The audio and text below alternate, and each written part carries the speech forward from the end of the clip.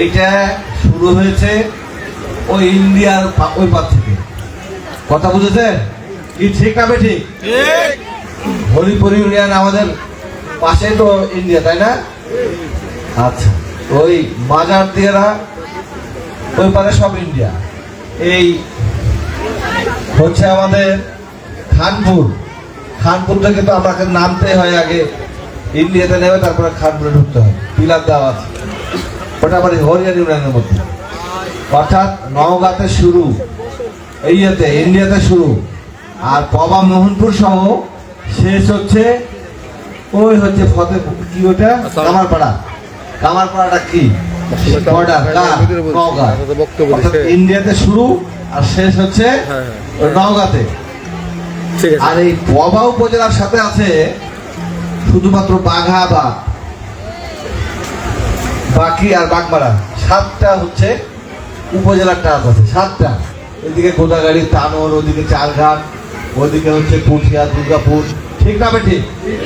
বাগমারা আর ইয়াবাদ দিয়ে আর মোহনপুরটা আছে, তানোর, গোদাগাড়ি সব পাওয়ার কাছে বর্ডার। আর পেটের মধ্যে কি? পেটের মধ্যে হ্যাঁ এই মেট্রোপলিটন সিটি অর্থাৎ মহানগর।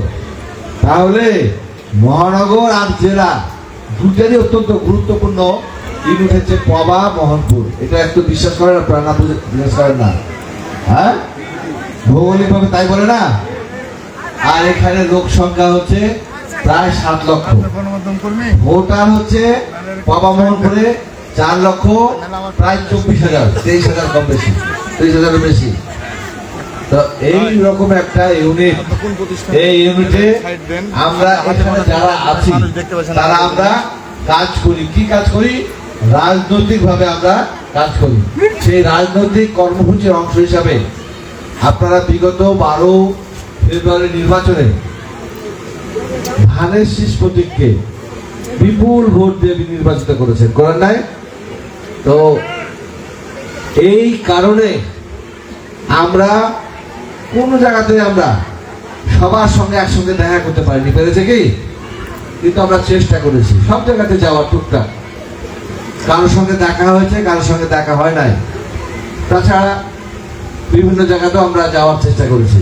কিন্তু গত 1 মাস 25 দিন টানা পার্লামেন্ট চলেছে, অর্থাৎ জাতীয় সংসদ, যে সংসদে আপনারা আমাকে ভোট দিয়ে পাঠিয়েছেন, সেখানে আমাদেরকে থাকতে হয়েছে।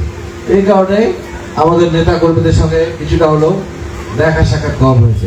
তো আমরা সেই আলোকে চিন্তা ভাবনা করেছি যে যারা আমরা রাজনৈতিক কর্মী, আজকে পবাই করেছি, এরপর হয়তো মোহনপুরে করব, তারপরে কাটাখালী পৌরসভায় করব, তারপরে নোয়াটা পৌরসভায় করব, কেশোরহাট পৌরসভায় করব, এইভাবে পর্যায়ক্রমে আমরা সবার সঙ্গে, বিশেষ করে আমাদের নেতা কর্মীদের সঙ্গে মত বিনিময় করব।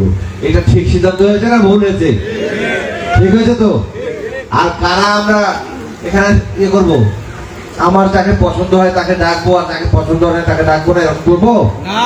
কি করবো? আমরা সবাই যারা কাজ করেছি এবং আমরা যারা কর্মী আছি, সক্রিয় কর্মী আছি, তারা আমরা সবাই একসঙ্গে ঐক্যবদ্ধভাবে আজকের এই মিটিং, তাই না?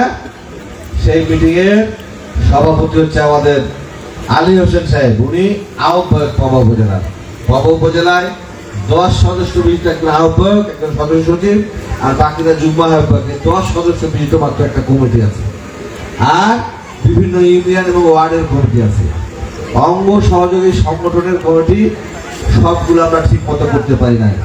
যে যন্ত্রণা আমার জাতীয়তাবাদী যুব দলের ভাইদের, তাদের আসলে আমি মনে করি যুব দলের কমিটি করে দিতে পারি নাই।